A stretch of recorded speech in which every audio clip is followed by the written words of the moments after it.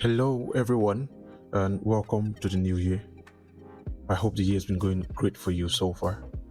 As the previous year came to a close, I sat with a friend and we had a discussion on quite a number of things actually, but we made some focus on coming year, which is year now, 2025, and we just talked around about how to make the most of the new year. And so the rest of the conversation here is that conversation.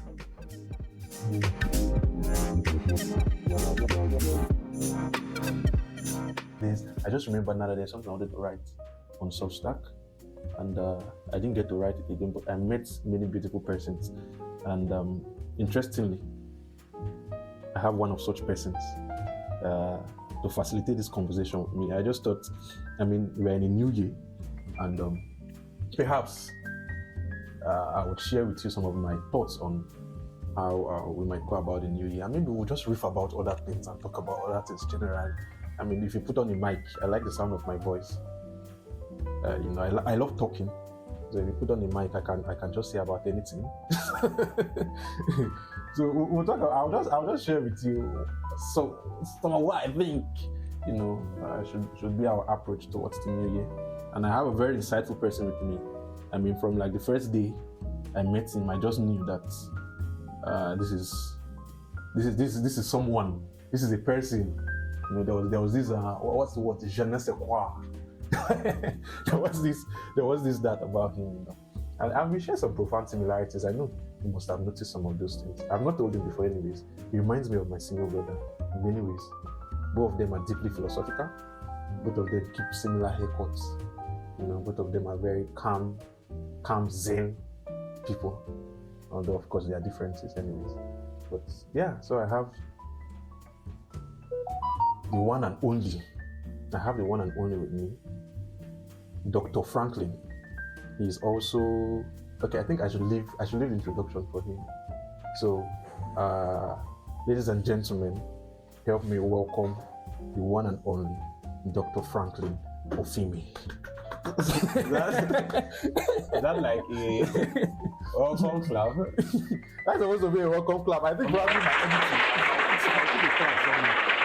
Now feeling the whole introduction. Me Zen, me like another brother. I'm speechless at this point. Bro.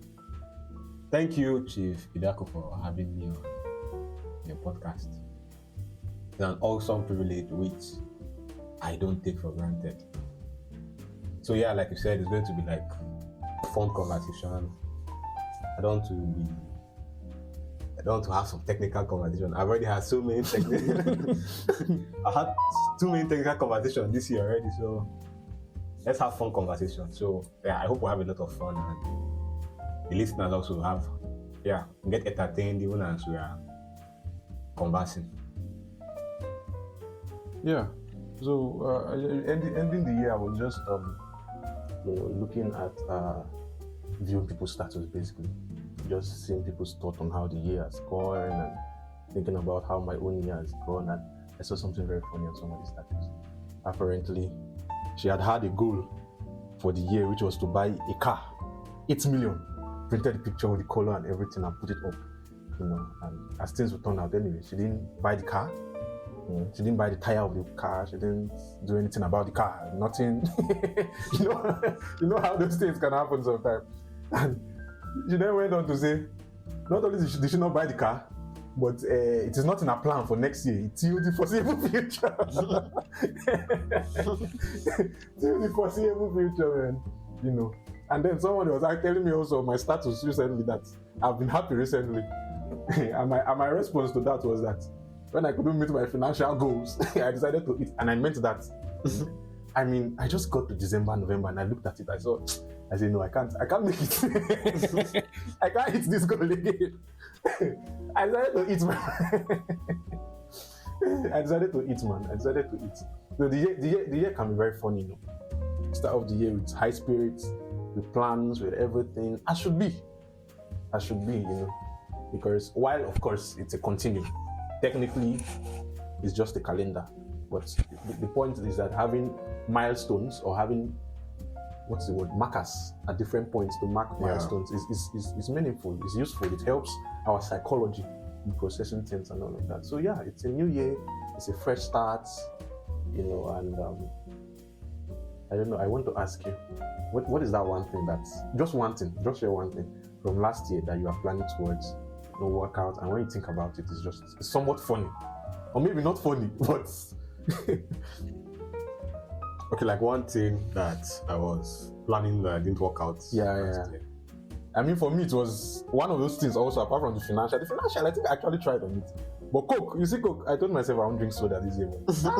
No. At some point, I was drinking soda every day. Well, I think I'll go again in 2025. So what? You try again this time. I'll try again this time with harder focus. I mean, despite the fact that I had a goal of not drinking soda, I actually considered buying a pack of soda and putting it in my fridge. Thank God I didn't do that. Okay, so your question, like, what's the one thing that I tried to achieve this year and I didn't achieve? I think I'll talk about it then. I'll talk about why. Because over time, I actually found out that, okay, this is why you didn't achieve this and why. So, earlier this year, I had plans of setting up a team of media experts for one of the side business I was trying to build and up. 360 Media Tech. Yeah, here and there in 2023, I've done a lot of jobs for people, and even in 2025, some jobs. But I was tired of taking jobs and doing it myself, and especially because I'm a bit busier now. So I was thinking of setting up a team and all. And this is 31st of December, and I'm here to set up the team. Yeah, here and there, actually got some people on board at some point, but the team did not set. That was the summary of everything. So yeah, that's one thing I wanted to do this year that I didn't do. I have a little experience with that, setting up teams. I don't know. It's funny enough, I was thinking of. In short, currently I'm setting up a team. I have been setting up teams. The first team I set up, okay, there was this project I was working on. In short, I think probably I'll just tell this story. So InspireX, I don't think you've heard about it. So it's my youth leadership initiative, and the idea is to build people who have the capacity, young people who have the capacity to take action, to lead, and bring about change that will lead in society, in just about any space. So it's a leadership development endeavor. And I remember when I started, the first time I wanted to go talk to someone about it, as usual, I was much younger then, so I was jittery and all of that. I rehearsed my speech and everything, and then I went to talk to this young lady. Of course, I won't say her name. And I was very much narrative then.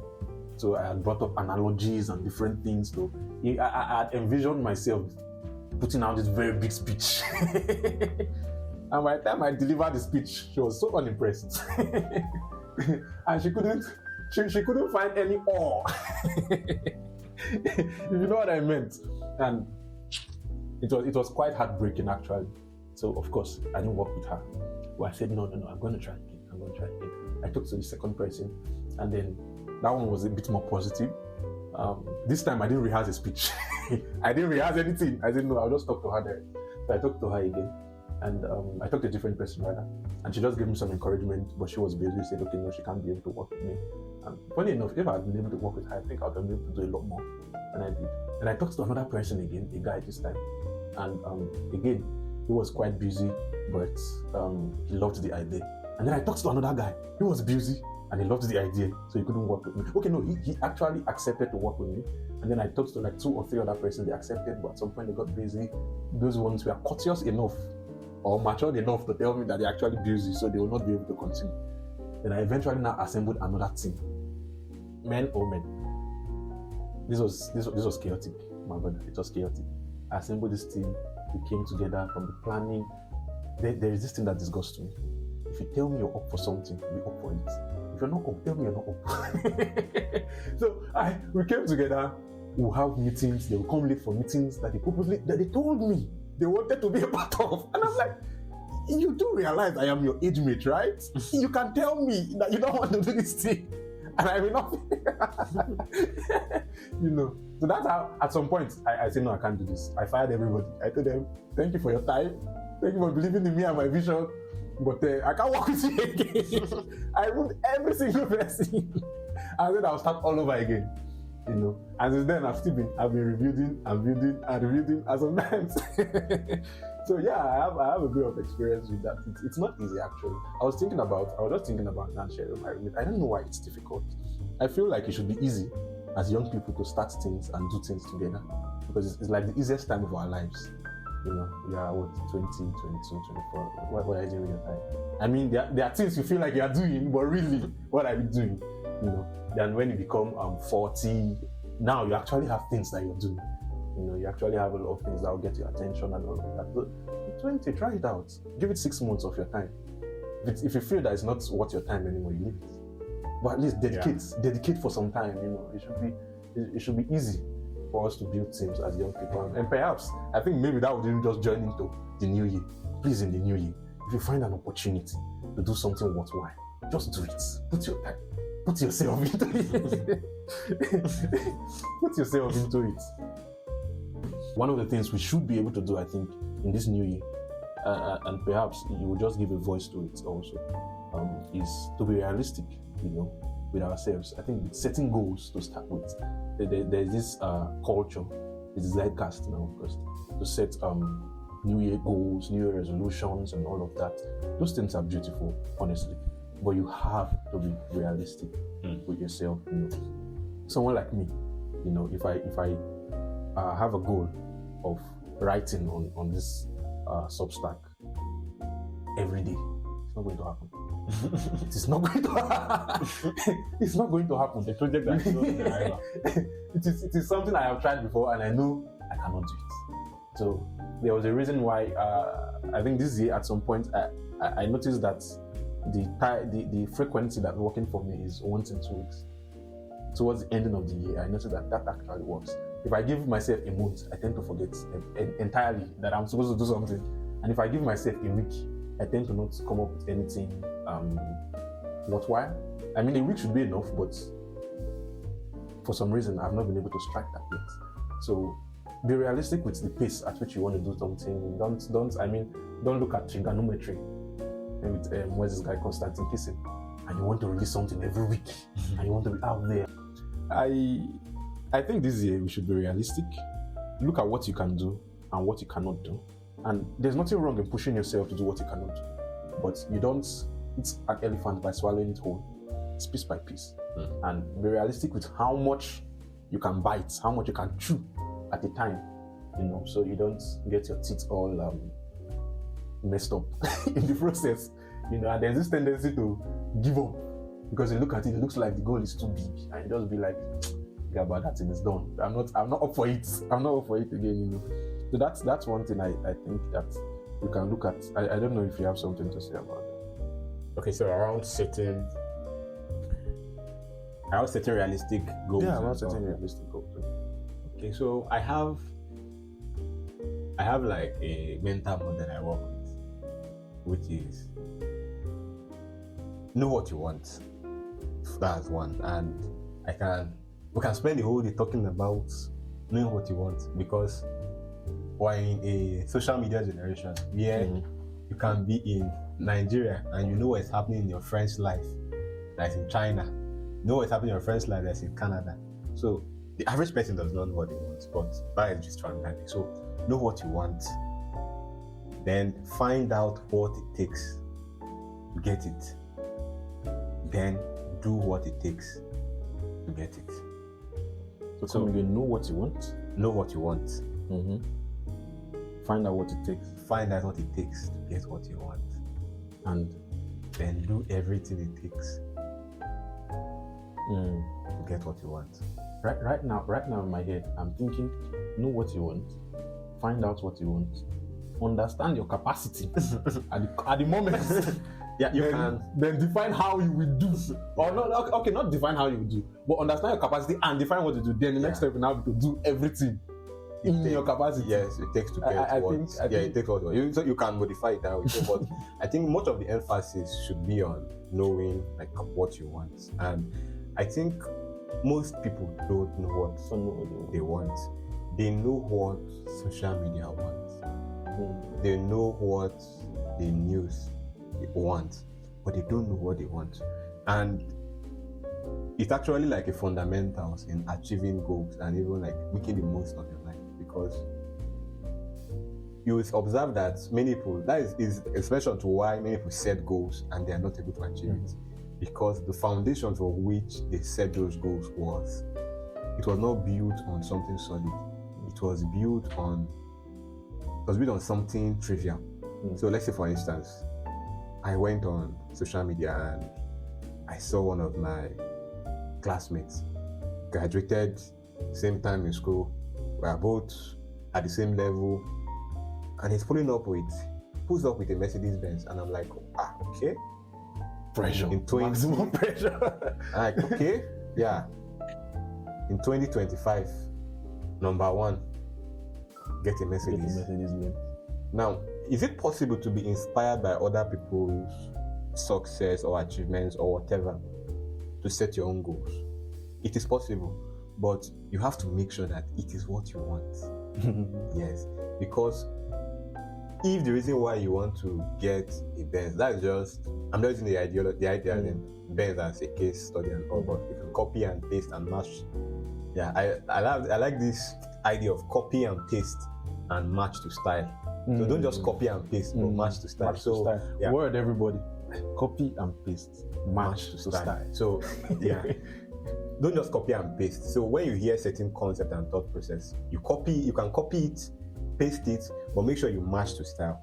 For if you use Microsoft well enough, you realize that if you are on a website and you copy a text, the text might be in a particular font, but by the time you come back to the Microsoft environment and you right click and you say copy and paste and match to style, when you match to style, what happens is it changes that text from the format of internet to the text of the Microsoft environment. So match to style. Yeah, so it's very important people match things to their style. So that's how we are called. So you can set goals based on the inspiration from other people, but make sure it's something that you actually want. Now, when you are sure, you are clear that okay, it's something you actually want. You are sure that okay, you want to get married in 2025, not because relationship wanted to kill you because all your friends got married. You're tired of hearing that. Yeah. They wanted to kill you with Christmas pajamas pressure, like this 2025 I must get married. You know, that goal is already standing on something very dangerous. Are you inspired to get married? Yes, but make sure you actually want to get married. Yes, because you can get into the trap of doing things for the gram. Let's do it for the gram. One of the worst things you can, there are things you can get away with doing for the gram, but oh my, getting married for the gram, that's a very sophisticated decision. You turn your life into a reality TV. Yeah, so know what you want, basically. Then the next thing is find out what it takes, get what you want, and that's where a lot of, let me not say a lot of people, that's where, let's say, because we are more of a knowledge-driven generation. So I don't believe there is scarcity of knowledge in the world right now. What I believe is there's scarcity of coordinated knowledge. So we are a knowledgeable generation, but we are a foolish generation. So there's so much knowledge, but it's not being put into the right context. So this is where many people miss it. So knowing what you want, then finding out what it takes. So let's say, for instance, you want to buy a car in 2025. You need to find out what it takes to actually buy a car, because you won't go to the car stand and show them that I wrote on my goal that I want to buy a car. No, that will not buy the car. So you need what it takes to get the car. You need money. Yeah, very important. You need a car dealer. You already know the type of car you want at the level of knowing what you want. And you need a car dealer. You need to have a car. You need to have money. So how you get that money? You need to know how you get the money. Because you probably need to know how to drive. Yeah, but by knowing how to drive, you can. That might be an afterthought, I know, but you have to know what it takes. And around having a car, like I said, copy, paste, and match to style in other areas of life. Around having a car, you need to now start checking, okay, do I have what it takes to maintain this car? So you need to check for the nuances around this particular thing you want. You need like so much knowledge about, okay, this is what I want, and or this is the type of life I want in 2025, this is what I want in 2025. So you need to know like the nuances around it. Then the last step is doing what it takes. Now that you know that, okay, you need 20 million to buy this car, you now need to do what it takes to actually 20 million. Get 20 million. No be child. To get it. 20 million. And you see, funny enough, it is doable. And I think that would actually like bring us to like my own acronym. Like in between all these phases of knowing what you want, finding out what it takes to get what you want, and doing what it takes to get what you want, there is an acronym I use. I call it GO, which I think we'll talk about as time goes on. How that you can move from how to actually move from knowing what you want to a point of actually getting it. Because actually, if you set a goal, you can get it. Yeah, definitely. There's no like if you said you want to become Elon Musk, like if you decide that, okay, I want to be Elon Musk, you can get it. Just that in between you and getting to that goal, can you actually do what it takes? So, but that's the question. Okay, so on that, on knowing how to get what you want, I think I'll just use this thing, this illustration to. Sometimes you get carried away with how big a goal may be, and we fail to see that there are steps to things. Yeah, there are actually steps to getting something. It doesn't just happen overnight, and you have to be gradual. There's a process, accumulative process to things. Now I was on this group, we have about 500 persons on the group. It was a committee of friends for a wedding, and the chairman came up enthusiastic saying that we should raise up to ₦1 million. And somebody was quick to say, that's not realistic. And for a minute, I paused. I was like, why was he so quick to say it's not realistic? I looked at it, 500 people, ₦1 million, and I did the calculation. That's about 2,000 naira per person. If everybody pays just 2,000 naira, they will raise ₦1 million. If half of that group pays 4,000 naira, they will raise ₦1 million. Yeah. So is that achievable? Very achievable. Very achievable, very realistic. But somebody was very quick. I know what I noticed. As the conversation progressed, the person was quite antagonistic, quite what's the word to use? Cynical, and And at the end of the day, I look at the list of people that contributed. He was not part of them. And then I was like, what was all this about? What was all this about? But the point was, I don't know. He was so taken by the idea of ₦1 million. Maybe for him at that moment that was such a big amount of money that he could not realize that it actually required so little from many people to achieve it. Sometimes it could be that you want to raise money for something, to fund something. Maybe you have a little startup, a little business. You want to raise some money. Look at your contact list. You have 500 people. If everybody gave you 1,000 naira, you have 500,000 naira. If every of those 500 people gave you 1,000 naira. And funny enough, that can be quite difficult. If you're looking at your contact list too, it can be quite difficult. But think again, if you go to Instagram, if for half of the year you commit to growing your Instagram or Twitter, you commit to growing your Twitter and you have a lot of impressions, is it possible for you to get random strangers to give you 500 naira, just 1,000 of them? It's possible actually. So when you begin to look at how little things can come together to create big things, you realize that a lot of the things that we want to do are actually doable. If you are someone that has big dreams, big goals, that of course still be realistic. I think put it in the context of, I like to put it this way: what do you want in the next immediate 5 years? Again, in setting even those years, you have to be realistic. If you're a year one student in the university, you should not be thinking about what you want in the next 10 years. I'm not sure if that's appropriate. I think you should be thinking what you want in the next 5 years. That is immediately post graduation. I don't know. That's my own thoughts. Yeah, well, because much of your life in the first 4 years. Framework for anyway, people have different framework for like the timelines. So, but I would like to lend a thought to this. I was going to okay, are you done? No, go ahead. Yeah. Okay. So, Rome was not built.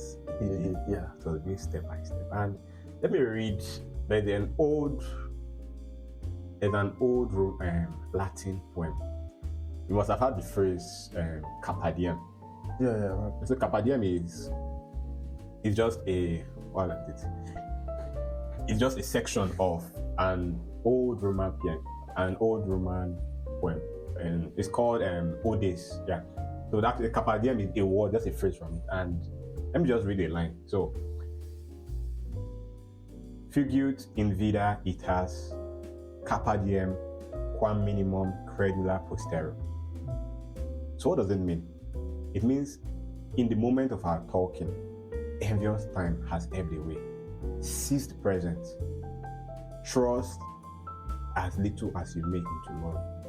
Wow. That is where the phrase Carpe Diem. I think you should send me that quote. Yeah. By the way, let me just say this. I know Olamide released is it about an album or a song? Yeah, really the song Carpe Diem. Carpe Diem. So for those of you that listen to Olamide, I didn't bother to check the story behind. I love story behind ideas. Behind that, I don't even know if Olamide knows the idea. Maybe he does. He may be more philosophical than we think. Okay, so I think for Olamide, for someone like Olamide, I have not listened to the song quite well, but for someone like Olamide, why he would have maybe used the word Carpe Diem, because over time the use of Carpe Diem has like a relationship with YOLO.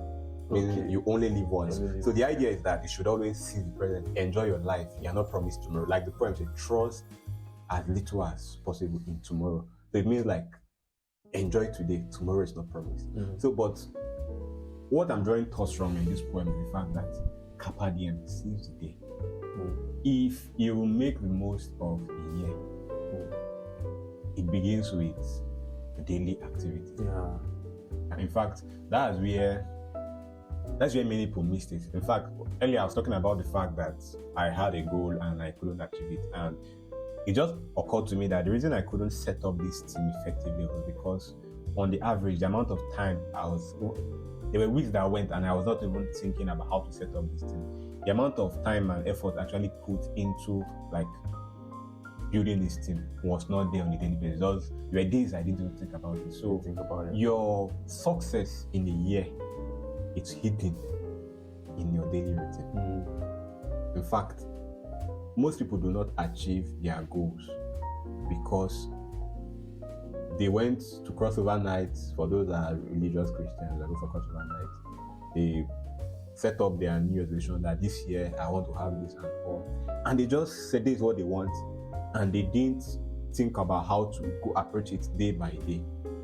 Till it was now December again. They're like, oh, it's another December again, I didn't achieve this. So, like you were saying earlier, one thing that will make goals achievable, like you were breaking down the fact that if you need 1 million naira, it's just 500 people giving 2,000 naira. It's just this amount of people giving this amount. So, if you must achieve your goals, you must learn to break it into small bits. And that is what informs the first acronym of the goal I was talking about earlier. Goal, GOAL, which is growth. Everything worthwhile starts small, which is growth. So if you achieve your goals, you must grow into it. By 31st December 2025, I want to have saved 1 million naira. Beautiful goal. Next thing you think of is, how much does it mean I'll be saving every day? You do the math. 365 days, 1 million naira. You divide 1 million by 365 days. You already have a figure of how much you should save per day. If you do the math and you discover that, okay, based on what I'm earning now, I can't save this amount of money per day. You already know that, okay, it goes back to the fact that finding out how to get what you want. You already know that, okay, I can't save 1 million with this my salary. I'm able to save this amount of money daily. So it means you need to find out. Now that you say that, I slapped my financial goals in the face at the start, and I think I was a bit unfair to it. The reason I didn't hit it was there were two parts to my financial goal. There was the saving part, and then there was the money making part. So I really flopped on the money making part. But the saving part, I actually did very well on the saving part. Yeah. Because I broke it down. I looked at what do I need to spend daily for me to maximize my saving. And so, like I said, for the most part of the day, I was living on a routine of daily expenditures. If I overdo today, and then I have to underspend tomorrow. And that was what I was strict on it. So towards the end of the year, I just decided to, is it farabale? What does it mean? I know I've associated that word. Faji. I decided to faji. I've associated that word farabale with enjoyment. I don't know what it means. My Yoruba people, sorry if I used it wrongly. But I decided to faji, to farabale at the end of the year. So So but actually, when it comes to saving, I think I did a very good work with that, and I think I'll continue that in 2025. Yeah. You know? So like I was saying, you grow into your goals, and this is one part of goal setting that people do not take cognizance to. You grow into your goals. Let's say, for instance, you want to increase the amount of money you earn every day. Find out what does it take to get this. Oh, okay, let's assume you're a developer. Okay, so how much skill do I need to improve? What do I need to do? What skills do I need to grow? Because money is actually an exchange for value. So what skills do I have? What skills do I need to improve and grow that can improve? What skills do I need to grow that can improve my value for exchange of money? So it now becomes a goal behind the goal and also. But the point is that everything that will make sense and become big eventually, it starts small. And for the Christian folks, the life of Jesus, I like the whole life of Jesus in that I think everybody can take that just as an inspiration if you're not a Christian. Yeah. Be inspired. The fact that in the Bible there's something said about Jesus that the child Jesus grew. So someone that came as an incarnation of God had to grow in order to achieve his goal to die for the world. He had to grow into it. So to achieve your goals, you must grow into it. So I think that's the thought on the G aspect of growth. I think as time goes on, we'll touch on the O, the A, and the L. I think you should just progress. I have some things I wanted to say, but I think I would find probably if there are places we will come together, I'll just put it in. Okay. Yeah. So let me talk about the next line of thought regarding bridging the gap between knowing what you want and actually eventually getting it. It's a step ladder approach. You know what you want, find out what it takes to get it. You know what it takes to get it. Stepwise management. And you get it. So between knowing what you want and getting what you want, if you apply this goal, you get it. So the G is for growth. Then the O is for opportunity. Oh, wow. Now, I'll still go back to social media. I'll still go back to our age and generation. We are a distracted generation. Very distracted. That's why in a year you can see people start like 10 different things. So initially they started the year and maybe they were selling shoes. And all of a sudden they heard Bitcoin is now 95,000. Crypto is the way. One of their friends hit the crypto, but crypto is not the way. By the way, how many of us did Notecoin? We had the Notecoin people this year. We had the tapas this year. We had the dogs. We had the paws. There are a lot of things I know. And you see, if you achieve your goal, you must be focused. And that is where opportunity comes in. Because there are opportunities that are not opportunities. They are just distractions. So you are selling shoes and you've already started making progress selling shoes. And all of a sudden, someone told you that, come and get involved in forex trading. That's the faster way to make money. Can you pivot from what you are doing to go into something else? Definitely, you can pivot. But how come you are pivoting into like 10 different things in 1 year? You don't. That means you don't have enough. The pivoter. You don't have enough. Yeah, you don't have enough momentum. Unless you don't have enough momentum to try to achieve anything, because you spread yourself thin everywhere. Yeah, so you spread yourself thin everywhere. You started this one, you stopped it. It was about to work, you stopped it.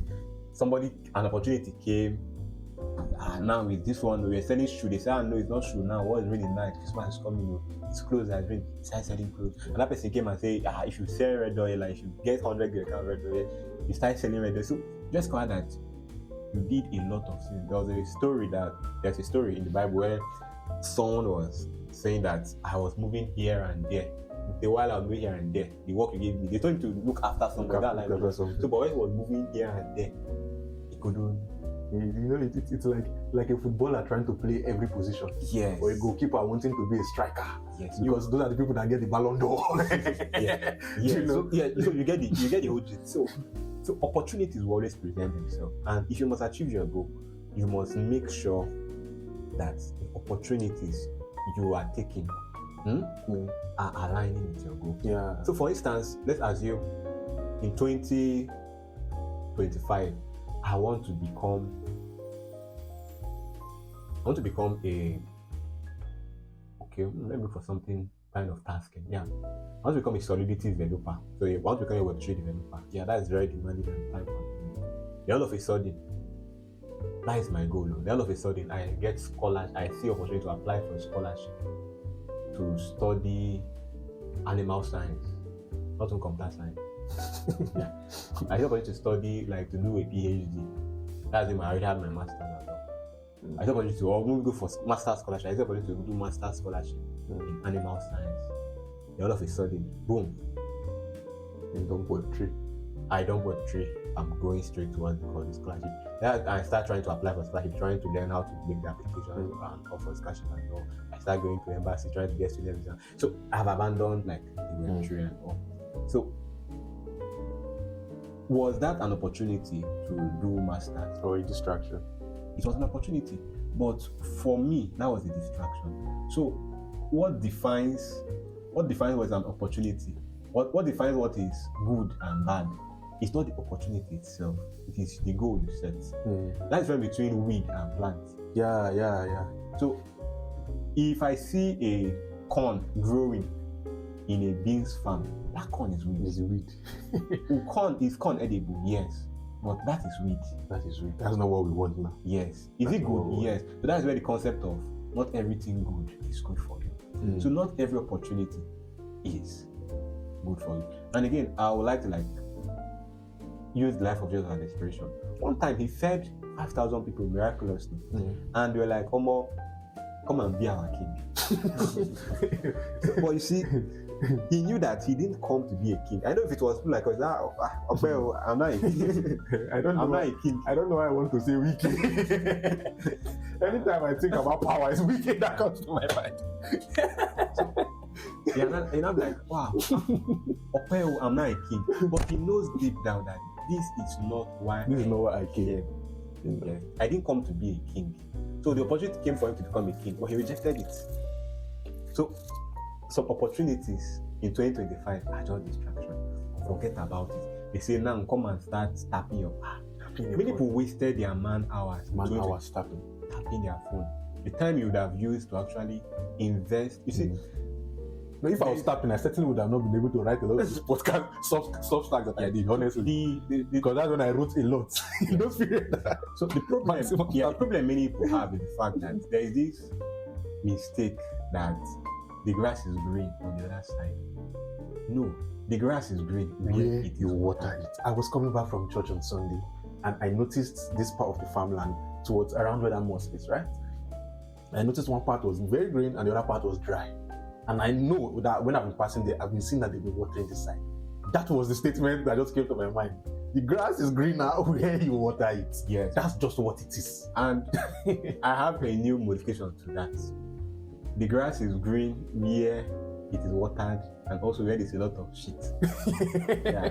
But you need manure to grow grass, So yeah, the fact that there is shit where you are is a good thing. Just add water and you have green grass. So yeah, water it. So the grass will be green where it's every industry. Every industry in the world, every venture in the world has the rich people and the poor there. Yeah. So everything in the world, every industry have the rich and the poor. I know, yes, there's a caveat to this, because statistically, when you want to use statistics now, you can now say, the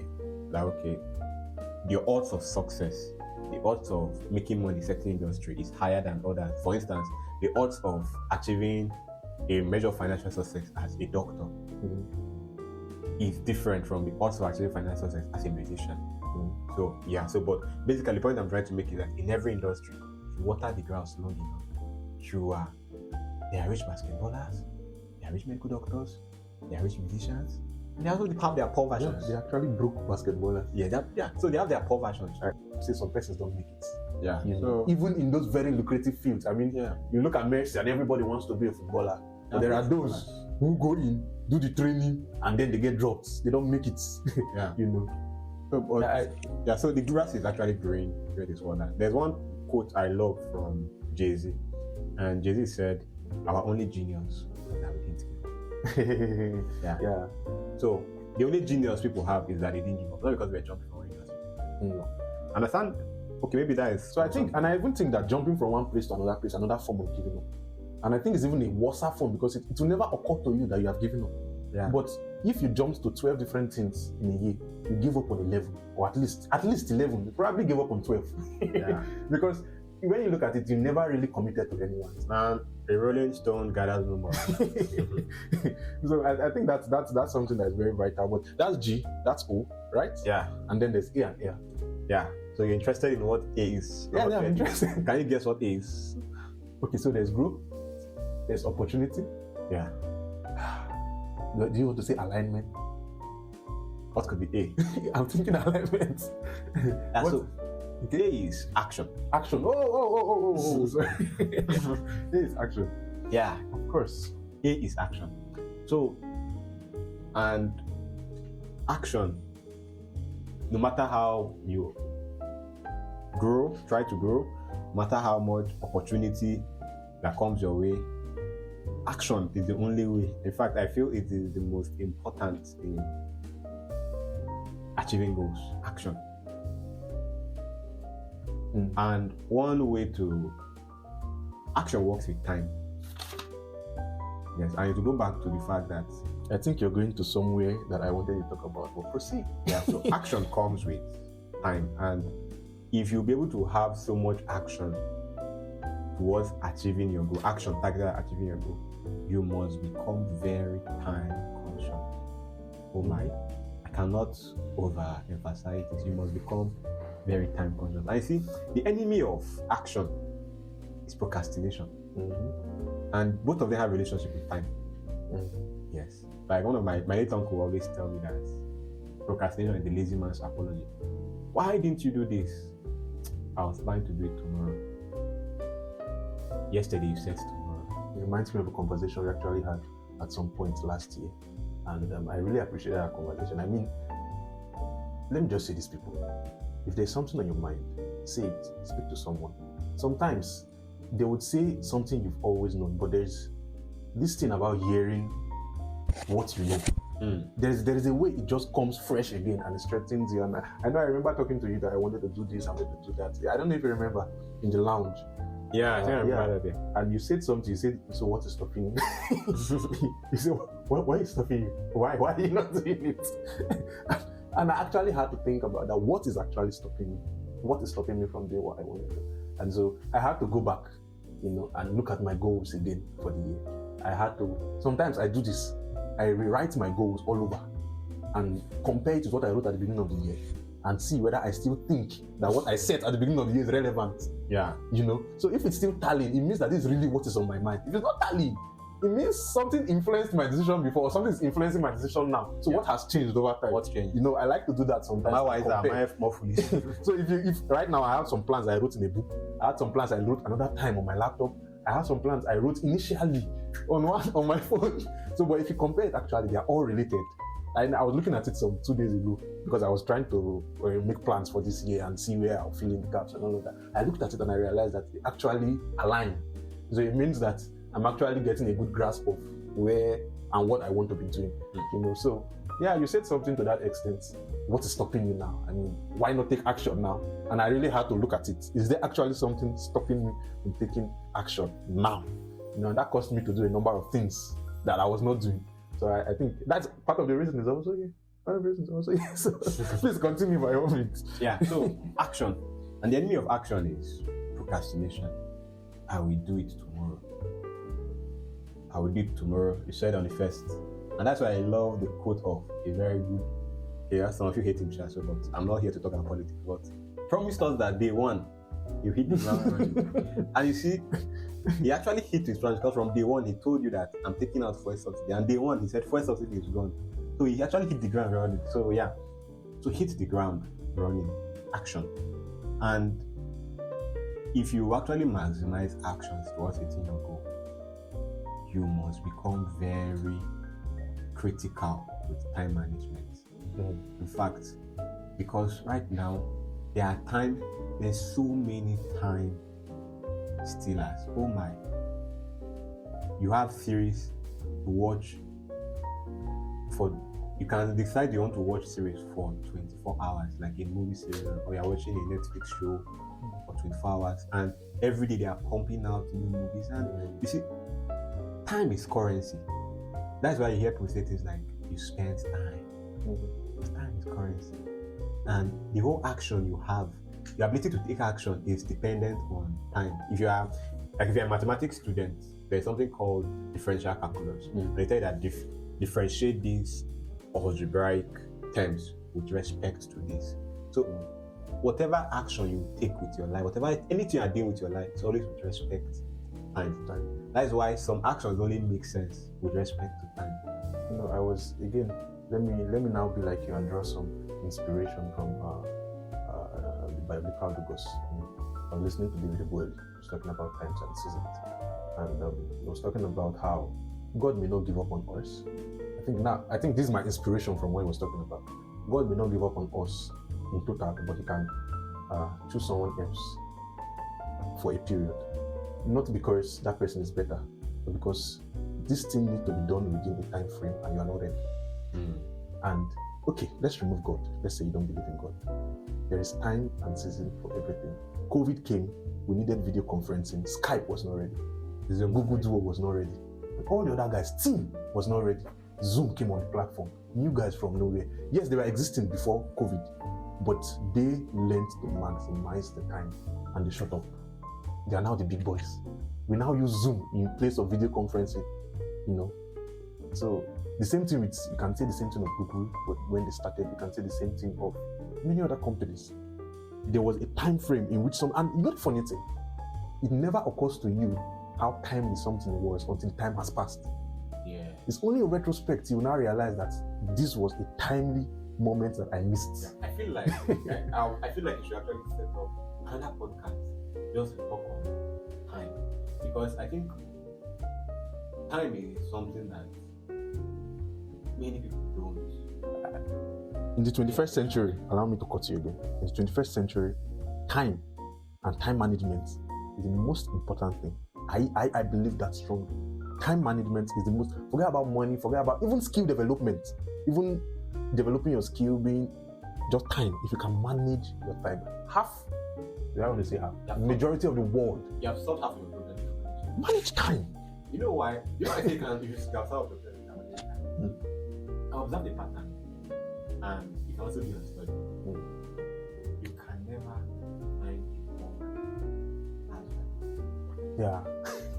And you see how people manage time is a picture and an idea of how people manage money. So yeah, for people that are in a relationship or in a relationship, you don't really know how the partner spends their money. You're not really sure they are, and you want to be sure that you're not about to marry expensive or all like that. Let's check how they manage time. How people manage time will give you an idea of how they relate to money. Will give you an idea. Anybody that does not manage time, most likely, most likely not manage. And that explains why poor people are very bad at time. Rich people are very good. Oof, so that's a lot. That's a lot actually. We've talked about G for growth and God, right? No growth. So just growth, okay. O, opportunity. A, action, take action. And so what's the L? I can't guess this one. Nothing's come to my mind. What do you think L is? I can't guess this one. Nothing's come to my mind. Is it accept your losses? I don't know what's what is L? What's L? So L is love. Ooh. I didn't see that one coming.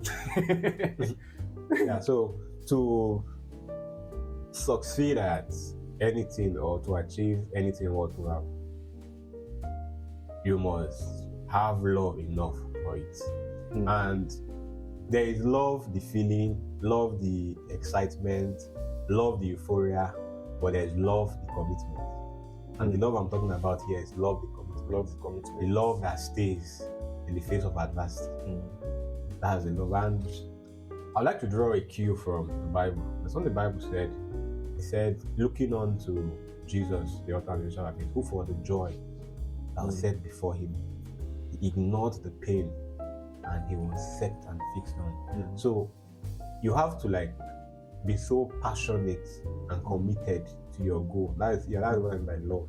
Be so passionate and committed to what you want to achieve that there's nothing to really deter you from moving like towards achieving it. And one of the things that inspires passion and commitment towards achieving goals is when you begin to like visualize and see what is behind achieving those goals. Yeah. So also so that you're not having an empty goal. Yeah. There's something I was thinking about recently. I have achieved my goal. So what next? What does that goal actually mean for me? Yes. You know, what does it mean if I do this thing? If I achieve this thing I want to achieve, right? Yeah. So what inspires that passion in you is not really about the goal most times. It's about what achieving that goal will mean. What's behind that goal? The why of that goal. So that's what usually produces that degree and measure of passion. So yeah, you must love like what you intend to like achieve, and what inspires it is that why I want to make $1 million by the end of 2025. But what is behind it? Like, okay, how will this make me feel when I make this $1 million? So yeah, basically that's it. So that's the L. So for a recap, growth. You said we have to, of course, in planning for the year, we have to seek to grow. Yeah. Right, to be better and all of You that. grow into your goals. You grow into your goals, right? Yeah. And you must have a strategy to grow into your goals. You must seek Step by step. opportunities, and in seeking opportunities, you must be careful to make sure that your opportunities are in line with your goals. Otherwise, you are just seeking distractions, right? And so you said something, and then you said action, and then we talked about love. And I would say, like we said earlier, copy and paste and match. Copy, paste, and match to style. Copy, paste, and match to style. So for each person, it might vary. You might start with action because truthfully, you've already set your goals very well from 2024. You've already learned to focus on the things you need to focus on. You've already settled and known how to be committed. But your action, in the part of taking action, you've been lacking, or you've been taking some action or stuff. Yeah. So 2015, 2025, you just know that. One thing that deters action, effective action, is poor time management. Poor time management. If you get timing right, you get goal right. Because everything goal setting is with respect to time. In a football match, goals only make sense within 90 minutes. After 90 minutes, if you shoot the ball into the goal, it doesn't make sense. And that, I think that segues nicely into something you mentioned to me before. And it puts a beautiful name to something that is very known. Kairos and Chronos. Exactly. just share a bit about it. Just say, maybe in 2 minutes. Kairos and Chronos. Okay, so Kairos is the Greek word for opportune time. Why Chronos is the derivation of like the normal, regular passage of time. So certain things are possible only at certain times, and these are Kairos moments. For instance, the best time to plant corn is during rainy season. If you decide to plant corn during dry season, you are trying to engage Chronos, which is beautiful, but that is not the best time to plant corn. So there will always be Chronos and Kairos in everybody's life. Chronos is the daily passage of time, the 1st of January, the 2nd of January, the 3rd of January. Kairos is maybe the 5th of January, when an opportunity came for you to pitch for a business. But because you didn't spend Chronos 1st of January to March writing a business plan or finding out about the business, there was an opportunity to get business funding, but you didn't get it. So that was, what's it called? Kairos, but you could not maximize it. And if you check the Bible, I like going back to the Bible because the book I read enough. Check the Bible, you see that at every point in time, there was Chronos and there was Kairos moments. Let's go back to Jacob and Esau. Esau was Kairos moment for Esau to receive the blessing. But you see, Esau was always trying to go back to the bush to go and hunt for animal before he eat. He was a bushman. But you see, Jacob was already using time to rear animals, so it was easier for him to pick one and kill for his father. So opportunity came and Jacob maximized it. So there's always Kairos and Chronos.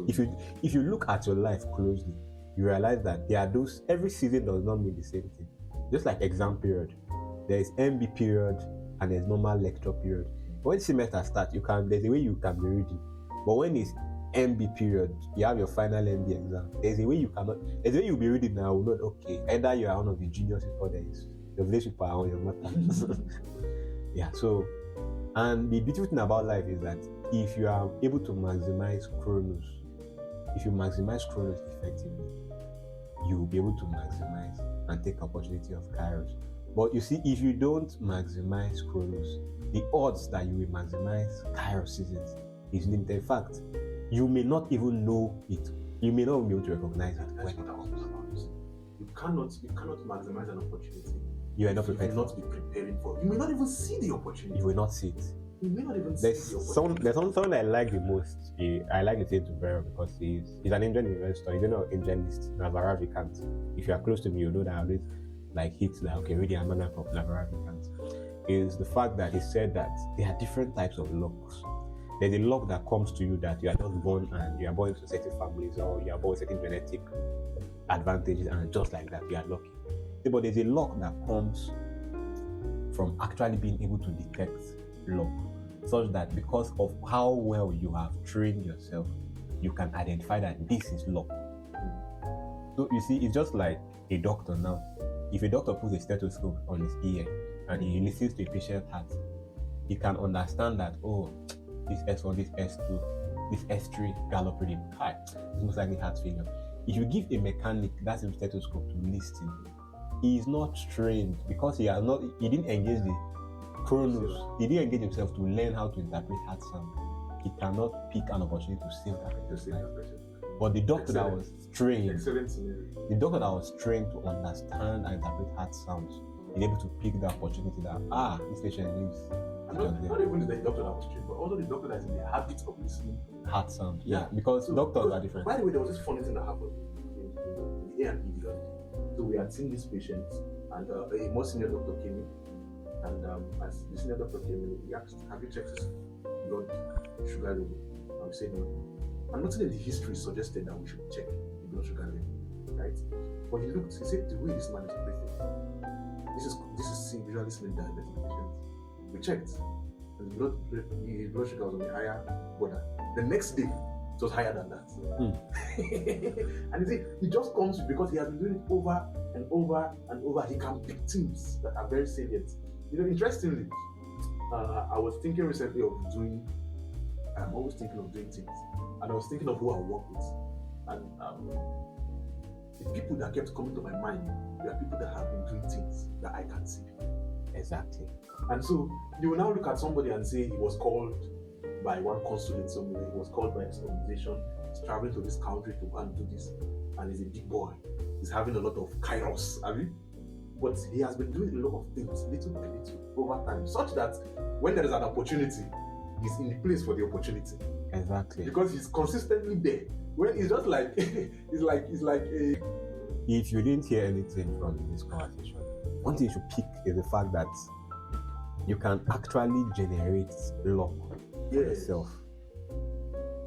You can add a measure of predictability.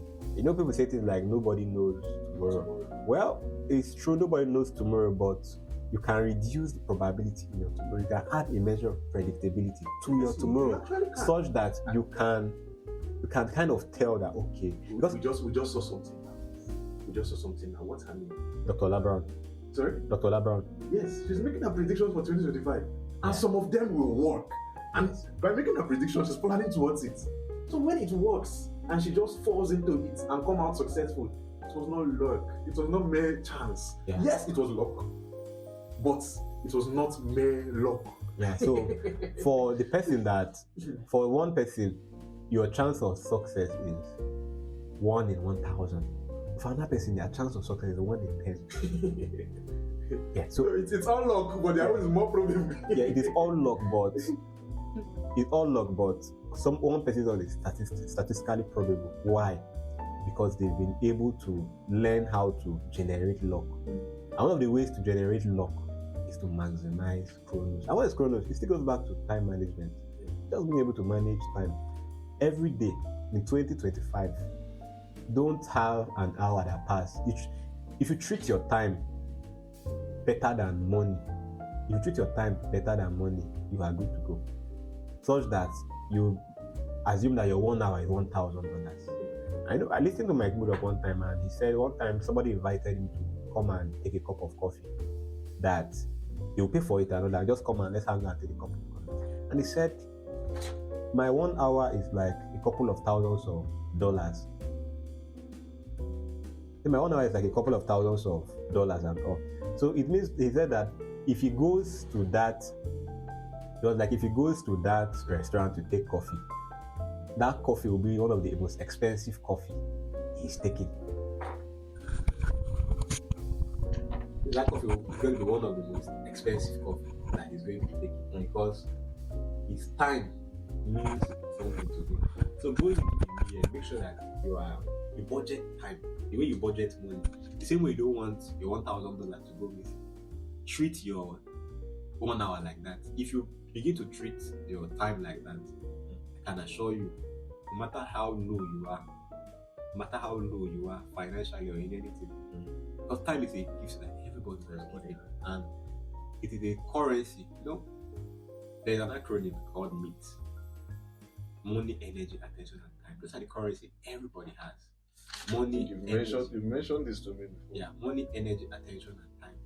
So you can convert each of these currencies into each of them, and the most expensive of these currencies is actually time. In fact, they are ranked, the way it goes, MEAT, they are ranked in order of how expensive they are. So you know that money is actually not the most important currency you have. After money, next currency you have that is important is energy. After energy, next currency you have that is very important, it's more important than money, is attention. If I can make you pay attention long enough, I can make you pay money. And after attention, the most important currency everybody has is time. Why is time the important currency? Because it is limited. Nobody can add time to their life. And that is what brings us back to our initial Latin word, Carpe Diem. Seize the day. Because tomorrow is not promised. I think I'll add this to the title of this of this podcast. I had the title in mind, but I'll add this to it. So I think let's just bring this to a wrap. If we continue, we'll continue. If we continue, we will continue. Yeah. Let's bring this to a wrap. So I would say this, that for you to make 2025 work out well for you, I think something that you should learn to do is to build an environment that allows you to succeed in how you, of course, define what success is for you. I would put it this way: set the wind. Most persons only set the sail and allow the wind to blow them in any direction. But set the wind. It is possible for you to set the wind. How are you going to set the wind? We often underestimate the power of our environment to influence our everyday decisions. One thing that I have begun to, and this is why I love James Clear and his book Atomic Habits. If you've not read it, please read it. The truth is, if you want to learn to play guitar and you keep your guitar in a case on top of a bookshelf, it's very likely you will not get in trouble. If you want to learn guitar, buy it. Keep it open on a chair, on a spot that you love being around, such that anytime you sit down, you feel like picking it up. I learned this thing, and I've been applying it also. Before I go to bed, I leave something open on my laptop that I want to do the next day. Such that when I sleep, at any point I open that laptop, the first thing that comes to my eye is what I want to work on. So I don't need to start thinking, what do I want to do? What is planned for? I just see it there. And of course, I look at my laptops most mornings before I leave, because I'm almost always doing something. So set an environment, from the things in your environment, the objects, to actually the people also.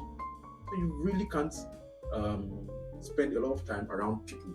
Sadly, you cannot spend a lot of time around people that are not in line with your visions and your goals for the day.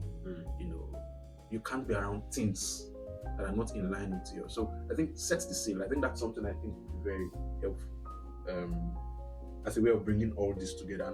And I would say, assert yourself, go for what you want, man. Life is short. That's the watered down version of Carpe Diem, right? Yeah. You only live once. Go for what you want. The worst that is going to happen is that you're going to get more. And life already tells you. I was even sharing with someone today. There are two forms of regrets. There's a regret of not doing what you wanted to do, and the regret of failing despite doing what you wanted to do or attempting what you wanted to do. And those two regrets don't feel the same.